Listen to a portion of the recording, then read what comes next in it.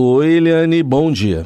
Oi, bom dia, Raíssen, Carolina, ouvintes. Bom dia, Eliane. Também dou boas-vindas aqui ao ministro das Relações Institucionais, Alexandre Padilha, que aceitou nosso convite. Conversa conosco aqui no Jornal Dourado a partir de agora. Ministro, bem-vindo. Bom dia, Carolina. Bom dia, Raíssen. Uma grande honra poder estar aqui também com a Eliane Cantanhede, poder conversar com vocês. Bom dia a todos e todas, sempre à disposição. Gostaria de um panorama que o senhor faz da repercussão já do anúncio, dessas medidas de contenção de despesas, para que o governo consiga cumprir com essas metas estabelecidas aí pelo arcabouço fiscal, e também o quanto essas medidas impopulares para conter os gastos, como essa revisão das regras do salário mínimo, do abono salarial, mantêm o apoio do PT para avançar no Congresso. Carolina, primeiro eu quero fazer uma repercussão daquilo que é a minha responsabilidade, que é ir lá conversar com o Congresso Nacional, e quero dizer que o conjunto das medidas foram muito bem recebidas e eu sinto um compromisso já expresso, tanto na Câmara dos Deputados quanto no Senado, de debater e aprovar este ano as medidas que reforçam o arcabouço fiscal, ou seja, que comprovam aquilo que o presidente Lula e o ministro Fernando Haddad sempre disseram, que esse governo ia cumprir o marco fiscal que nós aprovamos, exatamente porque ele dá segurança e sinaliza que o Brasil vai poder continuar nesse ritmo de crescimento, de redução do desemprego, com sustentabilidade fiscal. Então, muito bem recebido pelo Congresso, muito bem recebido pelo PT, o ministro Fernando Haddad esteve na sede do PT com a bancada, com a direção, com a presidenta Gleice, todos eles elogiaram muito, e também o Congresso já compreendeu que são dois temas que eu diria separados. O primeiro tema são as medidas que consolidam o marco fiscal, que nós vamos trabalhar para aprovar este ano ainda, até porque elas já influenciam o orçamento, elas vão reduzir quase 30 bilhões de reais o crescimento de despesas que teria no orçamento do ano que vem.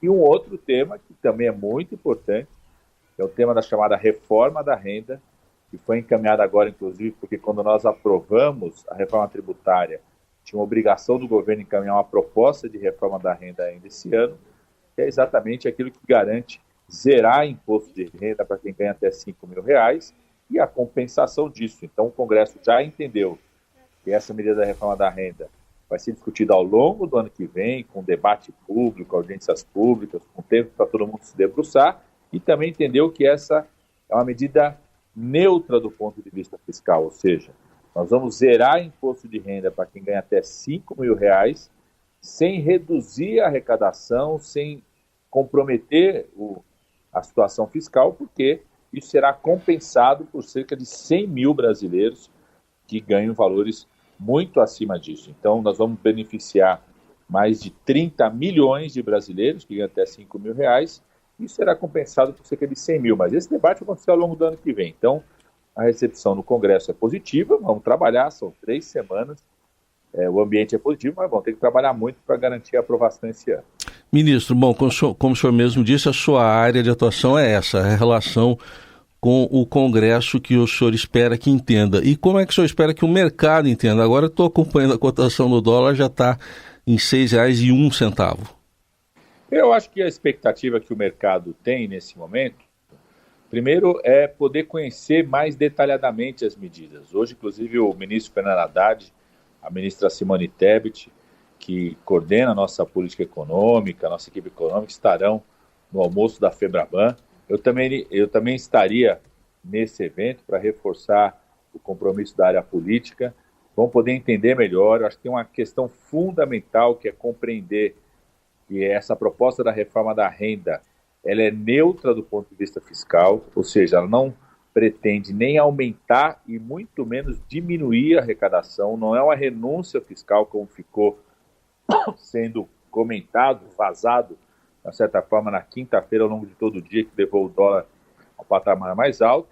E na medida que a gente vá aprovando essas medidas, chegando no final do ano com a meta fiscal alcançada, ou seja, aquilo que a gente dizia que nós iríamos chegar ao déficit zero esse ano. Nós vamos chegar ao menor déficit primário dos últimos 10 anos. À medida que a gente vai avançando, acredito vá se normalizando cada vez mais a situação, que as pessoas vão compreendendo que esse governo tem compromisso com a responsabilidade fiscal. Queria avisar para você, nosso ouvinte, que o ministro não foi para a FEBRABAN hoje porque os voos estão sendo cancelados em Brasília. E ontem o ministro Fernando Haddad e a ministra Simone Tebet estavam num jatinho da FAB indo para São Paulo. O aeroporto de Congonhas fechou, eles ficaram sobrevoando, tiveram que parar em Guarulhos e vejam só, o ministro da Fazenda, no momento como esse, teve que pegar um Uber para ir para casa. Mas foi só aí um parêntese na nossa conversa. Eu queria voltar um pouquinho no Congresso, que é seu foco, porque a direita veio muito empoderada das eleições agora municipais. Empoderada no Congresso e empoderada também por causa da negociação das emendas parlamentares. Então, sim, o senhor diz que o PT está sob controle, né? Está sob controle, vai admitir ali as mudanças na área mais social, mais sensível para a história do partido. Mas, e do outro lado, como negociar e como é que as emendas entram como moeda de troca nessa história toda? Eliane, desde o começo do nosso governo, a gente sempre disse e confiava que a gente conseguiria aprovar a reforma tributária, aprovar o arcabouço fiscal, aprovar as mudanças no CARF, que permitiram o aumento da arrecadação e cumprir as metas fiscais, aprovar a taxação dos super ricos, porque nós dizíamos que essas medidas eram medidas que ultrapassavam essa divisão entre direita, esquerda, governo. Eram medidas que a gente conseguiria ter uma maioria ampla no Congresso Nacional. Muita gente não acreditava nisso e os resultados foram mostrando que a gente estava com a tese correta. Aprovamos todas as medidas, o governo vai alcançar a sua meta fiscal esse ano, como eu disse, é o menor déficit dos últimos 10 anos, e a recepção dos líderes de todos os partidos, tanto na Câmara quanto no Senado, foi muito positiva. Nas reuniões que nós tivemos na quinta-noite, ontem de manhã, na quarta-noite, ontem de manhã também no Senado, os presidentes das duas casas sinalizaram o esforço, tanto da Câmara como do Senado, em fazer tudo que for necessário, inclusive os ritos de tramitação, para que a gente possa concluir a votação neste ano das medidas que consolidam o marco fiscal. Então eu vejo um clima positivo no Congresso Nacional, de todos os partidos, inclusive de partidos que são de oposição. Então estou confiante na aprovação e, mais uma vez, vai reforçar que o governo vai cumprir suas metas fiscais. Isso é muito importante para sustentar o ciclo de crescimento que nós estamos vivendo. Nós estamos há 2 anos crescendo a mais de 3% ao ano, algo que não acontecia há uma década. Vamos atingir o menor superávit, o menor déficit primário neste ano, também o menor déficit de uma década, ou seja, as condições sólidas, e acredito que com essas aprovações, com a reafirmação desses compromissos fiscais, a gente vai normalizando também a situação do mercado, porque o Brasil tem tudo para ser um grande país atrator de investimentos. Nós somos o segundo país do mundo que mais atrai investimentos, e agora com as regras que nós aprovamos também no Congresso Nacional, do mercado de carbono, combustível do futuro, do hidrogênio verde, que posiciona o Brasil como um dos protagonistas da chamada transição ecológica, eu tenho certeza absoluta que nós vamos ampliar ainda mais a atração de investimentos externos para esses projetos tão importantes para o país. O senhor, quando se refere aí ao Congresso, né, tem uma palavrinha-chave nessa história que é comunicação. Né? Nós que temos muitos anos de praia nesse jogo parlamentar, jogo político, a gente sabe que a pressão de fora para dentro do Congresso é muito importante. Se o Congresso captar a ideia de que o plano, sim, né, de que esse pacote, sim, tem um dado de justiça, né, de equilíbrio, tira daqui compensa dali, e o Haddad sempre fala, né, que não vai ter impacto fiscal se você, por exemplo, aumenta a isenção do imposto de renda até 5 mil reais de renda por mês, mas é uma questão de comunicação. E uma das falhas no anúncio desse pacote, ministro, foi de comunicação. O governo deixou vazar a história ali da isenção até 5 mil reais de renda, e isso irritou o mercado. O dólar disparou, então o anúncio já veio num ambiente ruim. E no dia seguinte, o governo avisa, mas olha, é só a partir de janeiro de 2026. E aí o governo também irrita o outro lado, o lado beneficiário, que é a classe média, que vai ficar isenta de imposto de renda se o salário for até, ou a renda for até 5 mil reais por mês. Então, a comunicação é importante até para convencer de que o pacote é justo e eficiente. E aí, como é que faz? Vão continuar errando na comunicação, ministro? Olha, Eliane, se teve algum ruído antes do anúncio em si, e eu acho que de fato tiveram ruídos que criaram, né, uma dúvida sobre quais eram as medidas, qual era o impacto fiscal, a partir de quando, eu acho que o nosso papel, e o ministro Haddad está fazendo isso desde da reunião, o presidente Lula também, a reunião com os presidentes das duas casas, na quarta-feira à noite, com os líderes, no Senado também, nós também cumprimos esse papel, que é exatamente esclarecer esse ruído. Acho que esse ruído está esclarecido, está claro para o Congresso Nacional que a dedicação do governo é concluir a votação até o final do ano desse pacote, das ações que reforçam, que consolidam o arcabouço fiscal. Ele dá mais robustez para o arcabouço fiscal, as medidas estabelecem gatilhos ainda mais rígidos para o arcabouço fiscal, ou seja, vai comprometer ainda mais o conjunto do governo em garantir a responsabilidade fiscal. Então, tem mudanças importantes que dão mais força ainda para o marco fiscal. Nós estamos mexendo pela primeira vez na idade mínima dos militares, algo que nenhum outro governo tinha conseguido fazer. Nós estamos ajustando, estabelecendo que o salário mínimo vai ter aumento real, vai ter aumento maior que a inflação, inclusive quando o Brasil não estiver crescendo muito, né? Quando tiver eventualmente uma situação de crescimento menor que 2,5%, ou seja, vai ter aumento real do salário mínimo, mas ajustado ao novo marco fiscal. Nós estamos adotando medidas que combatem desvios em relação a benefícios sociais, que faz com que ele tenha um crescimento maior do que aquilo que seria o direito a ser garantido para as pessoas. Então, eu acho que agora o nosso papel é exatamente esse, é esclarecer. Estamos trabalhando com o líder do governo da Câmara para poder apresentar o texto o mais rápido possível. A ideia é que seja apresentado pelo líder do governo na Câmara, junto com os demais líderes. Estamos trabalhando com a Câmara dos Deputados, o líder do governo está analisando, junto com os demais líderes, junto com o conjunto da mesa da Câmara, para identificar se é possível aproveitar PECs que já tramitaram na chamada comissão especial. Então, isso você pode aproveitar e ser mais rápida a votação, para que a gente possa garantir, vamos trabalhar para isso, tanto na Câmara e no Senado, a conclusão da votação ainda esse ano. Ministro, o que eu queria entender, o senhor mencionou, a Eliane fez a pergunta sobre as emendas, a liberação de emendas parlamentares, mas o quanto, na sua avaliação, uma coisa depende da outra, né? Se o Supremo entender que essas propostas que tratam do tema no Congresso não respondem a essa falta de transparência, o governo garante ainda assim a aprovação do texto? Carolina, eu acho que não tem nenhuma relação. Inclusive, ontem foi dito isso, tanto por vários líderes na Câmara, quanto o presidente do Senado também.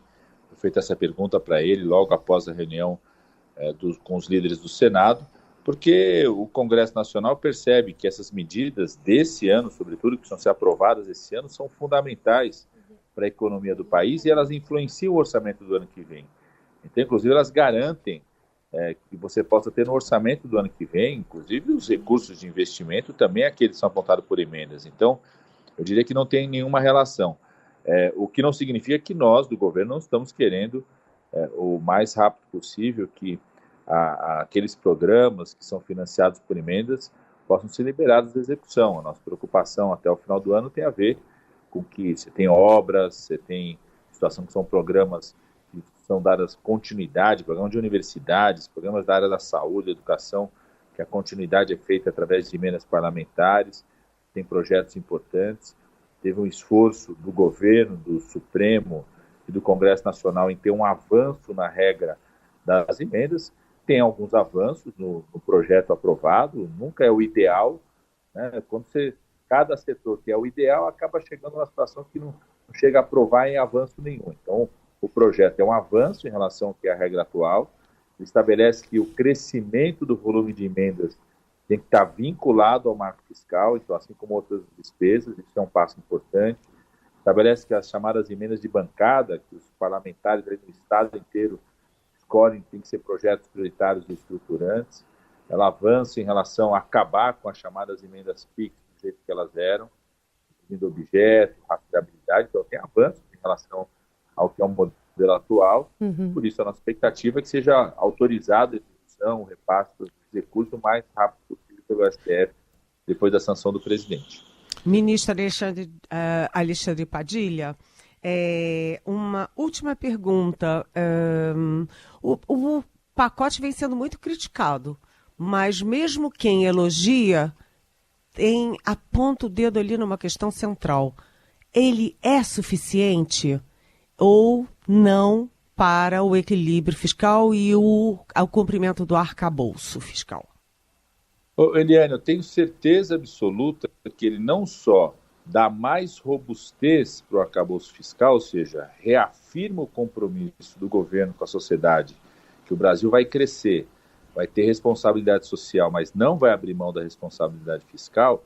Ele reforça isso, como a economia, já para o ano que vem, de reduzir em 30 bilhões o crescimento das despesas, vai permitir que a gente possa cumprir as regras fiscais. Muita gente que diz que ele é insuficiente são os mesmos que diziam que ano passado a gente não cumpriria a nossa meta fiscal, que a gente ia mudar a meta fiscal, que esse ano o Brasil ia ter quase 1% de déficit e o Brasil vai chegar à meta do déficit de 0,25, ou seja, o menor déficit dos últimos 10 anos.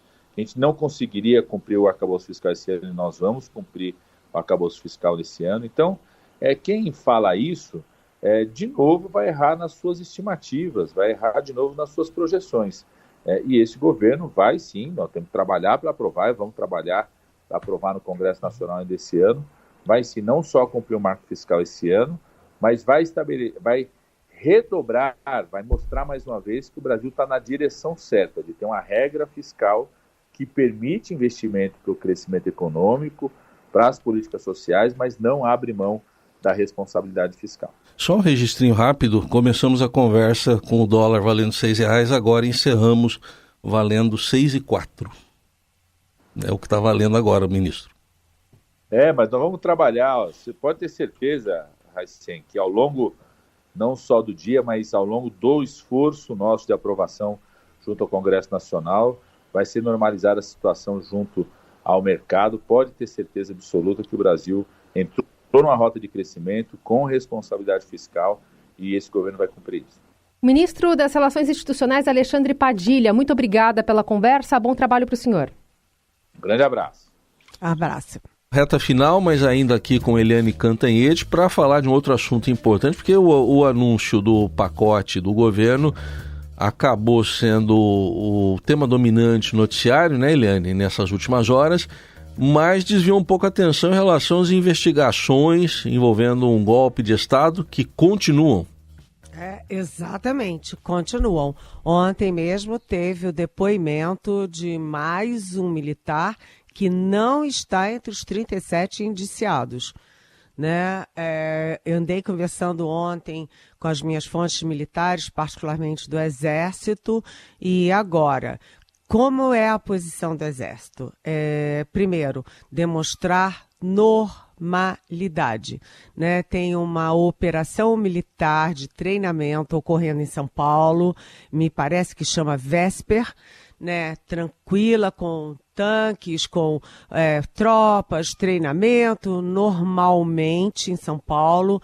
Ontem teve uma solenidade em Brasília para apresentação dos novos generais e dos novos cadetes do Exército, com o discurso do general Richard Nunes, que é o segundo do comando do Exército e que foi um dos grandes legalistas ali do alto comando na época do Jair Bolsonaro, contra o golpe. Enfim, eles demonstram naturalidade, querem mostrar normalidade e deixam o processo da polícia, da procuradoria, do Supremo rolar, e quem tiver culpa no cartório, que pague a sua culpa, né? Então essa é a posição do Exército, mas agora tem um novo temor, né? Que como as investigações continuam, falta primeiro, né? Ninguém sabe ainda até agora o que o Mauro Cid, o tenente-coronel da Ativa, pivô de tudo isso, braço direito do Bolsonaro, disse na sua delação premiada. Foram vários e vários depoimentos, imagina o que ele deve ter falado. Segundo, as revelações continuam sendo aterrorizantes. Agora vem a público que o Mauro Cid criou um grupo de WhatsApp com militares e lá pelas tantas o major pergunta: e o CPG? E o CPG? Aí a Polícia Federal explica: CPG é o campo de prisioneiros de guerra, ou seja, se prender essa gente toda, onde colocar essa gente toda? Aqueles que não fossem mortos, né?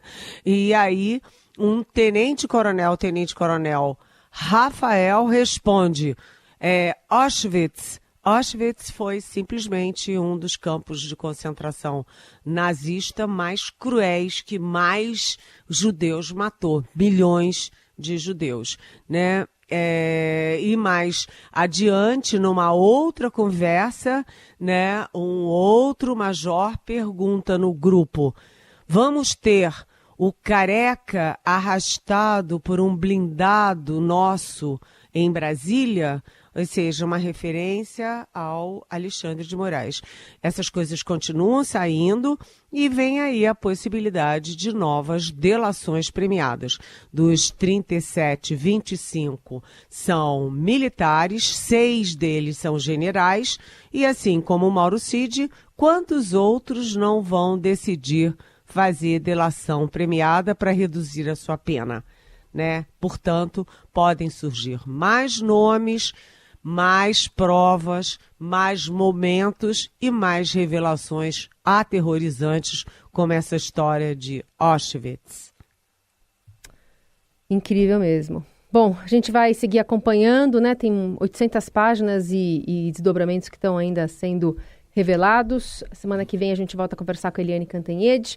Obrigada, Eli. Bom fim de semana. Bom fim de semana. Beijão.